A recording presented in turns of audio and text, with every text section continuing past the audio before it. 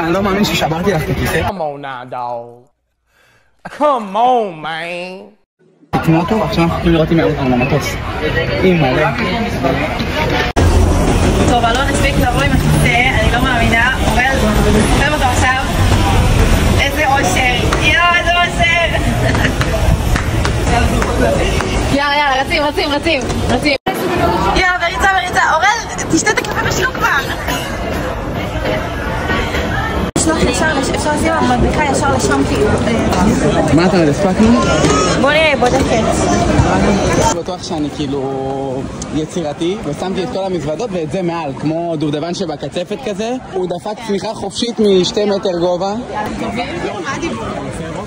אז יאללה. גמר רוקדים כוכבים היה כל לפני שבוע. כן? טוב, בוא נסכם לכם ממש בקצרה מה קרה פה כרגע. הגענו לשדה התעופה, הגלגל נשבר מהכיסא ריקוד, הכל בסדר, זה קורה.